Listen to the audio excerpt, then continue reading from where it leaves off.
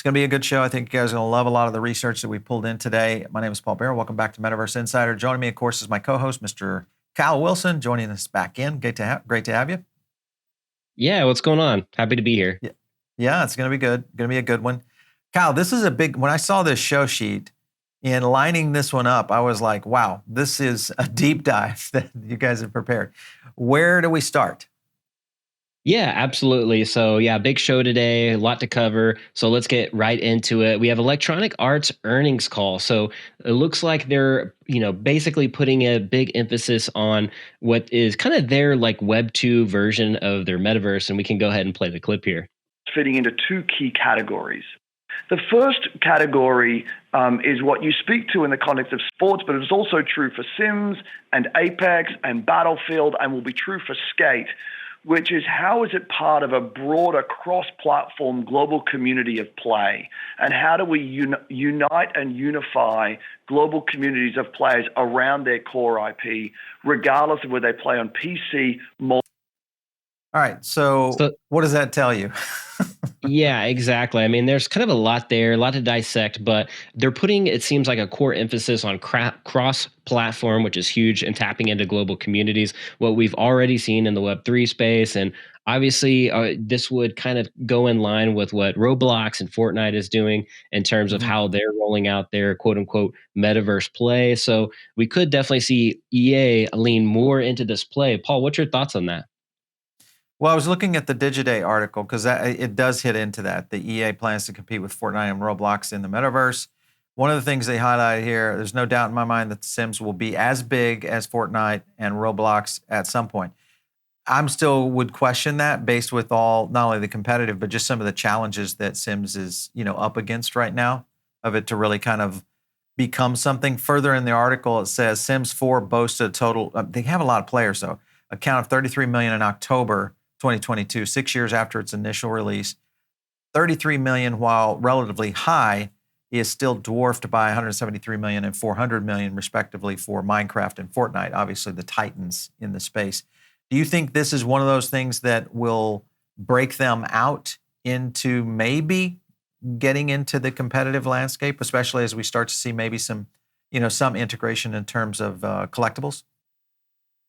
Yeah, I think we possibly could. I think they'll stay Web 2 for kind of a while here until it makes, sense for them to go Web 3. But we have seen them grow over 10 million new players into the community here recently on their current Electronic Arts reports Q3 here of last year.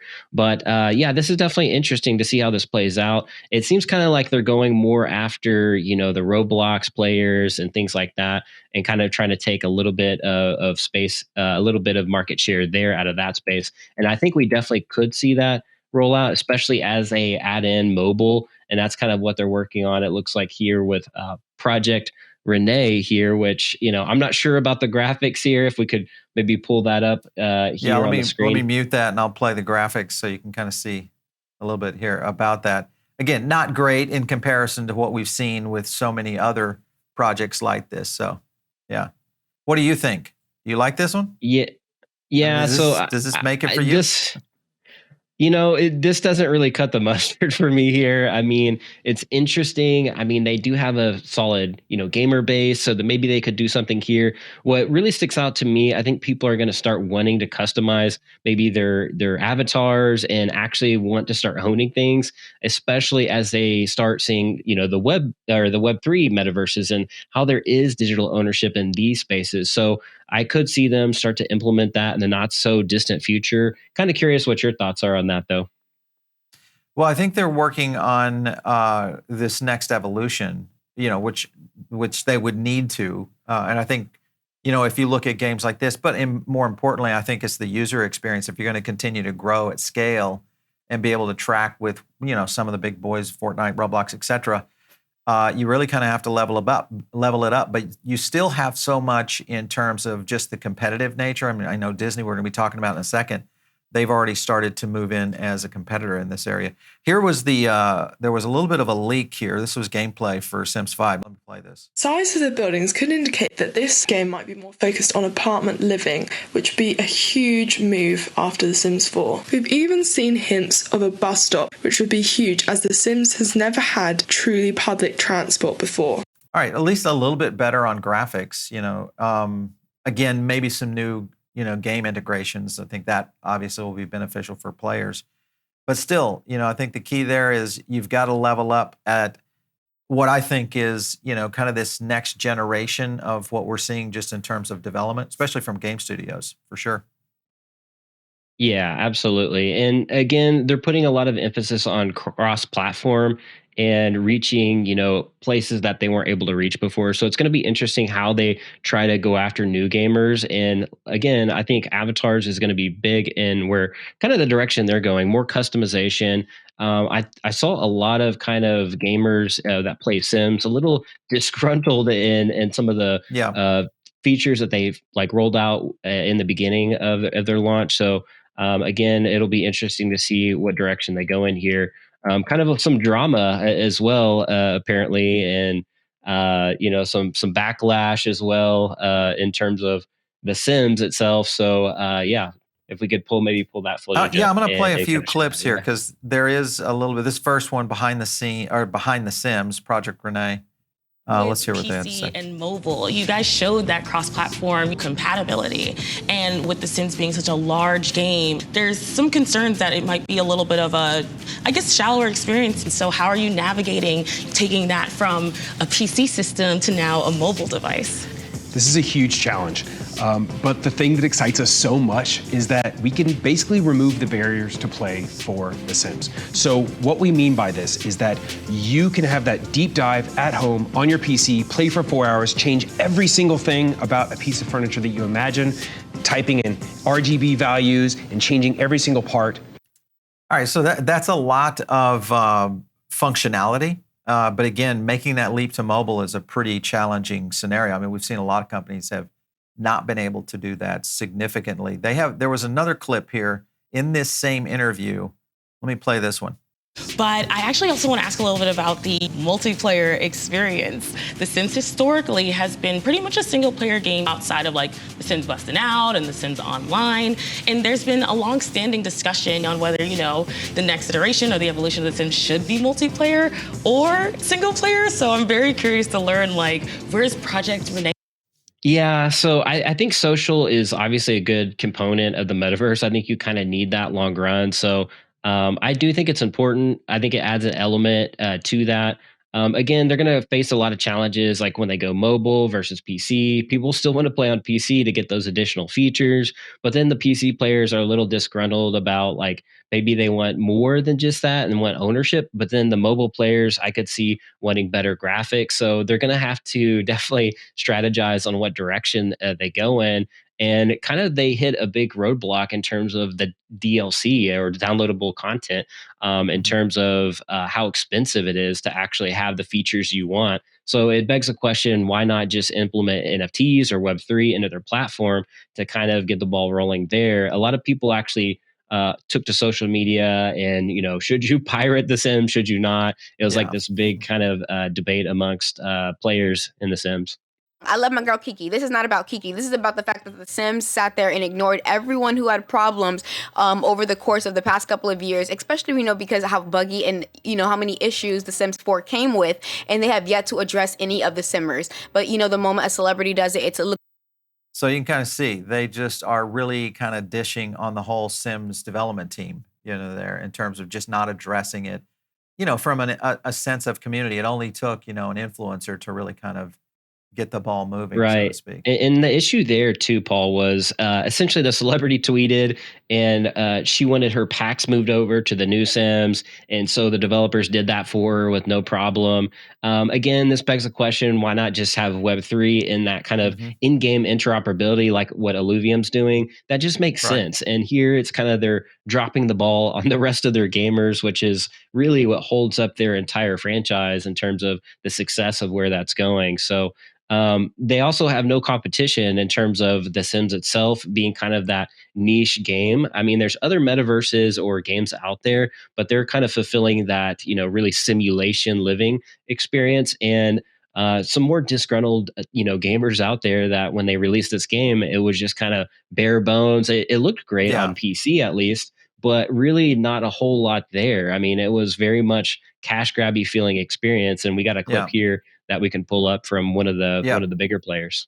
Yeah, this was the Sims 5 than they did gameplay. with The Sims 4, but honestly, probably because they feel like they have to, and that's why we need competition. Look at the cars. That's why competition is so important, guys, because without competition, and I say this to people all the time, the Sims team, or honestly, any company for that matter, they are going to give you the bare freaking minimum. They're going to give you the bare minimum with everything.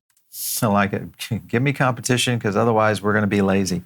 As they currently stand now. Hang on. Not on sale, as is. But if you go onto the Sims 4 site and you try and buy every single one of these DLCs, which are totally overpriced for what you get, especially considering the Create a Sim, the Build and Buy, the broken issues, and the game that they have yet to address, it is $1,000 plus over here. I don't know about your countries. Let me know down below in the comments how much is it altogether in your country. Man, there's some people upset about this. I mean, when you look at, I mean, I understand some of these game communities are super passionate, but you would think that with Sims being such a, an A title, that they'd be able to really have kind of a handle on their community, at least in the sense that they know what they want and how to fix these things. Yeah, I mean, it's kind of ironic. I believe the founder of the original Sims is doing something in Web3 already. So I know we'll kind of get to that here in a little bit.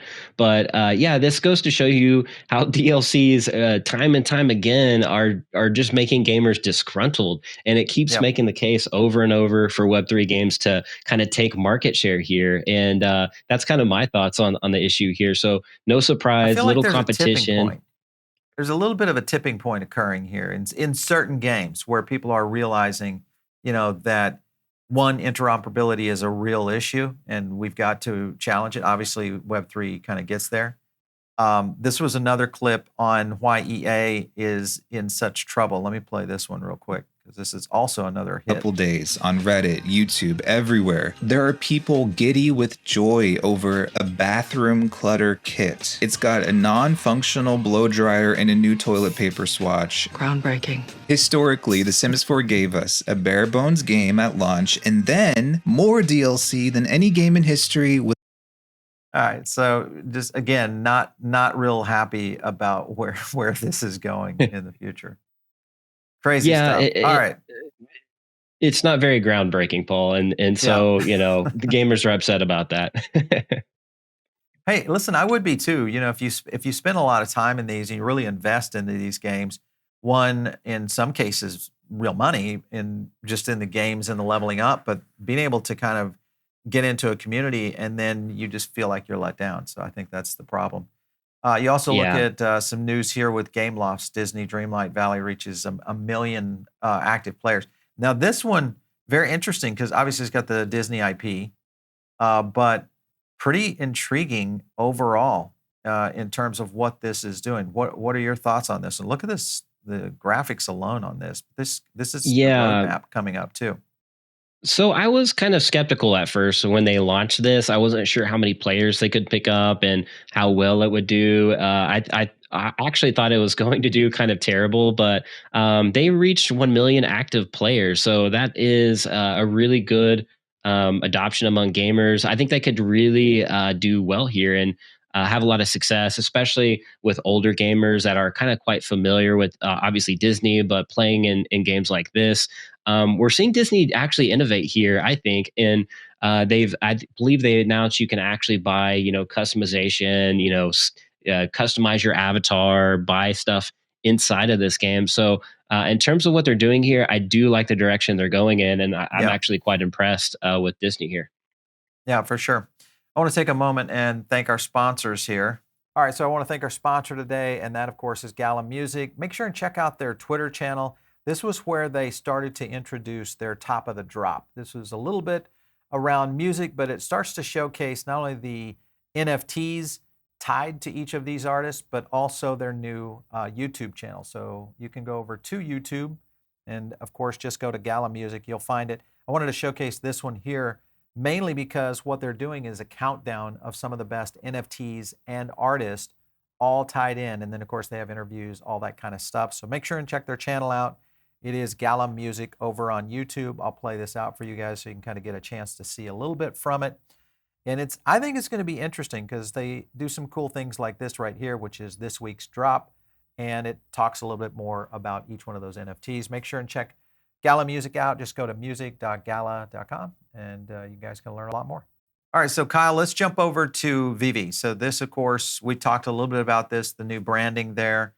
And it's kind of growing on me a little bit, actually. When I first saw it, I was like, I'm not so sure, but it feels like there was some thought put into this.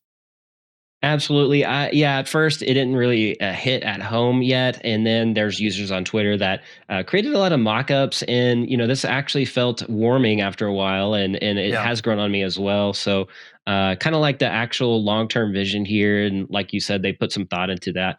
But yeah, so we'll see how they use their brand and integrate that in with collaborations, like, of course, with Disney, and to see if they do any further promotions in terms of their branding here to attract more of the mainstream audience. Yeah. Some update here from Veveverse on the demo. Let me play this for you real quick. This is a good one. I'm just going to check my notes to see what I'm meant to be talking about next. Hang on a minute. I'm going to mute that one, but you can kind of see a little bit about what they've done so far. Yeah, I assume they're much further in the development process here. We're looking at kind of the basic iteration, and just what they've shown from the beta. I believe they have stuff that they're working on that they haven't shown us. So this is actually pretty exciting because you can actually see that fish flying around. That's actually not even a Veve NFT. That's kind of showing some type of level of interoperability inside of the Veveverse. So say if you own like a Bored Ape or some other NFT, you could port that into your Veve collection and actually spend time there and immerse yourself with brands you actually know, trust, and love already that you grew up with. So I could see that being more of a success than what we've seen in other metaverses, where there's not really that option to have those brands trust, and love. So that's kind of my take on my thoughts on the Veveverse. Yeah, for sure. And you guys are watching Metaverse Insider, but the thing about this is, as we start to see more and more companies and projects going to Web3, it's going to open up the NFT market for a lot of these interoperable, assets, which then is also going to bring, I think, a lot of gamers into the ecosystem of Web3 games, which is going to accelerate tokens. So you've got everything from Illuvium and so many others that are really going to probably benefit from this long term, especially with things like Ready Player Me and what they've been able to do. They've got some news out now. The Labs is here giving you early access to their new experimental projects, which is kind of cool. First up, AI powered avatar creator. This would be interesting how this plays out. How far is this going to go?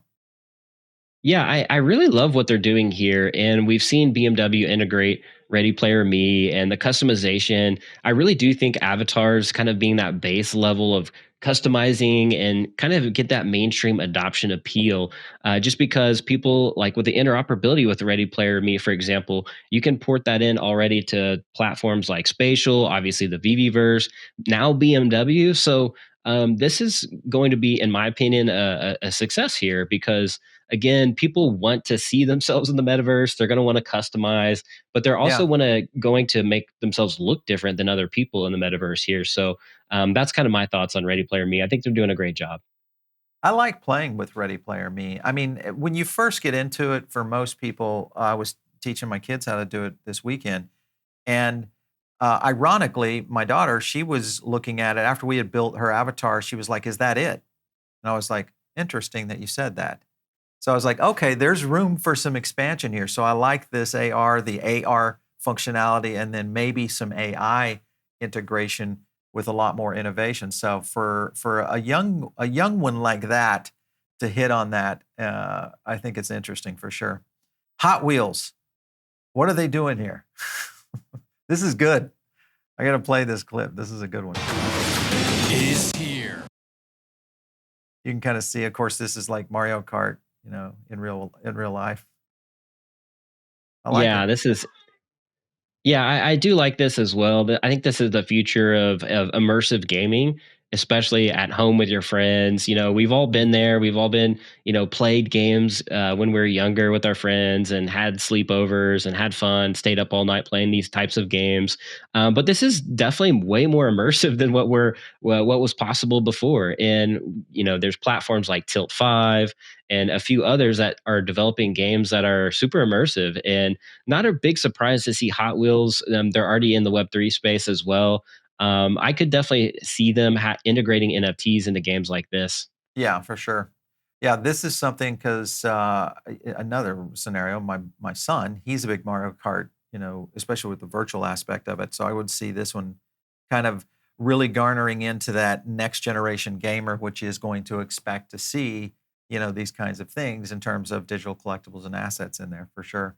A couple other tweets that we hit on. You got Cavrnus delivering their most comprehensive platform toolkit now for publishing custom and open metaverse experiences. Do you think this is going to be a big deal? Because I could see this in the enterprise space, possibly in some brand elements. We'll see it in gaming, maybe in fashion, and maybe even retail. Yeah, so I think this is a very unique experience. Again, we're seeing the customization there of maybe your home in the metaverse. The thing that really interests me a lot about Cavernous is kind of the metaverse interoperability. I mean, there's kind of the two different types of interoperability we're seeing here.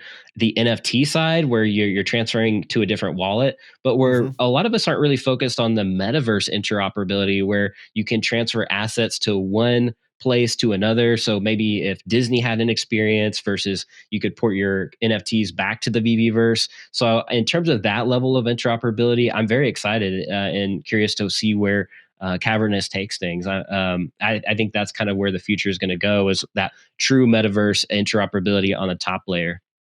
You got Artifact here on screen right now. Let me kind of pop this out, this retail story integration, which again, I think is kind of cool. This is going to be so different in how brands are going to integrate fashion and just wearability, not only in metaverse, but also I think as we start to see kind of that phygital approach in a lot of these. What are your thoughts on this? Yeah. Yeah, so with Artifact and what they're doing, it's just kind of their own brand and IP. So there is kind of that limitation of what people can actually do there.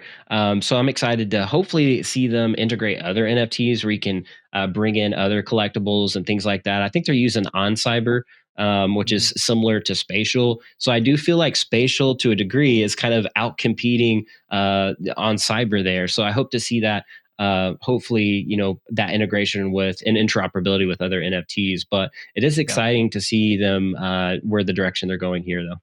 Yeah, we did an interview with the Spatial team when they were here in Miami at one of the events. And the interesting thing that they were talking about was the ability to, one, scale into these various, not only platforms, but also the opportunity within these kind of projects, from a metaverse standpoint. I don't think it's going to be long before we really start to see this integrated into a lot more games and obviously into a lot more brands, which I think is really what their target is from an enterprise standpoint. We've got a clip of Will Wright here talking about kind of OG NFTs here. If you listen to this clip, listen to what he says. Now, what we've tried to do, and we're kind of working on slowly over time, is to build our games more as a hobby model, where people buy and collect things, but they relate to the last things they collected. It's like a train set. You build this train set, and some people get into the building the hills and the cliffs and the mountains and the trees really detailed. They could care less about the train. Other people get into the village or the track switching and the scheduling. Everybody can kind of come into that, take their particular slant on it, their interest, and focus in that area in great detail. I'd like to see the game industry kind of evolve that way. And part of that is I want the games to actually be able to have persistent data that can move from one game to another, or have a large data set that I can reuse. All right. I mean, sometimes you're in the presence of genius and you realize that was 1996, and he already kind of had the graft in place of what we needed to do as a gaming system, and maybe even in essence the idea of NFTs. So pretty cool. Now, if you look absolutely. You look at Will Wright here talking about Voxverse, which of course was a big one. Let's play this clip. And rather than having you use a 3D program to design your house or your car or whatever, you'll actually kind of pick a blueprint to begin with, and it will mutate and show you mutations or variants of that. I pick a variant, it'll mutate that. And so just with several clicks, I can design a very unique structure, vehicle, couch, coffee cup, whatever. So we're trying to basically make most of the things you see in this world, constructed and designed by the players. There'll be a lot of activities in this world. Right now, the Vox Odyssey thing, people are already collecting resources that can be used eventually in the Voxverse. There'll also be jobs. We'll allow people to actually create businesses, employ other Voxes, or work at a job. One of the interesting things. All right. I mean, this guy is so far ahead of the rest of the industry. I think, from a mental state of just understanding where this place needs to go, it's pretty interesting to see his innovation for sure. Yeah, absolutely. You could tell he's a complete visionary. I mean, 96 to now, and you could tell in that video, like he's essentially spilling out his life's work there. And so it's so exciting to see this innovation. And I think Voxverse will do really well. Yeah. Okay, when you go from innovator to not so innovator, and that is, of course, me, Kevin. He's a big YouTuber. He's got a bunch of subs out there. But he had kind of a very basic. Let me play this clip on this.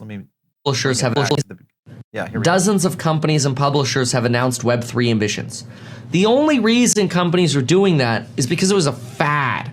The only reason Disney wanted to start selling, digital versions of Spider-Man doing stupid poses on, Veve or whatever, is because people are actually buying that garbage. And it's just a profit opportunity. I do not actually think. Sometimes I just say, listen, you got to do the research. All right. And Kevin clearly did not do the research. But, he's kind of spun around on crypto before. He spun around on stocks. So sometimes I wonder if he does this just for, I want to, incite, the red circles to go off on you. It's funny because he mentions before that clip too how he's not so shocked that ROBLOX and these other Web 2 type of games and metaverses, if you will, have millions of players, but then he goes back and says that NFTs are a fad. So it's strange to see that how he can't really connect the dots there. Right. So it's very interesting how he goes about things there. Yeah, and if you look at IP. We'll go to Gaming Intel, Hogwarts, getting ready to roll out on this. All right, so there's the collector's edition. So again, this gets back into those kind of scenarios where many of these big brands, that carry a lot of IP. This is exactly what he's kind of referencing when in reality, this is huge. Mm-hmm. Yeah. And there's a lot of ground to be taken here with some of these games and how they launch and how they could integrate Web3 and NFTs into these deluxe, or these prepackaged types of games or pre-sales rather. And I think that games could actually take a lot of ground here. And it'll be interesting to see how that plays out and where games go and how they make it more exciting for gamers to actually want to buy their game.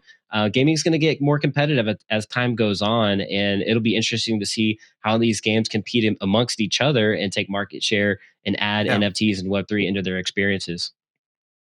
Yeah, here was a solid article breaking into the new market, pre-orders, really kind of explaining just that, how you launch games, how pre-orders are really integrating into kind of the new culture of not only gaming, but also just in the general of collectibles. And we've seen this, I know you're a big VV collector. I'm a VV collector. We've seen this. We've seen this in real world activity. We understand how these collectibles play into the market. And I look at it, it's almost as if you could have done, pre-sales and pre-launches on comics and even characters, back in the day when you were collecting Hot Wheel cars and different G.I. Joes and those kind of things all the way into, some of the collectibles around comics. So I think it's just the next generation of where all this is going. And then you've got this article here, Hogwarts Legacy getting free cosmetics by linking now to the WB Games account. Yeah, absolutely. And I think here too, there's a little bit of some opportunity as well as Again, mentioning the kind of internal game interoperability, again, what Illuvium's doing, I think they could still do that. You just link up NFTs in Web3, and then if you have a future game, now you can port those NFTs to the new game. Right. And that's going to keep your gamer and your user base locked into the game, excited about it. They can feel good about the money that they actually spend in the game, which potentially, as we saw with The Sims, could be thousands of dollars. And instead of having all these disgruntled users and gamers, now you have happy gamers that are porting over their old packs or NFTs into these new experiences. Yeah, yeah.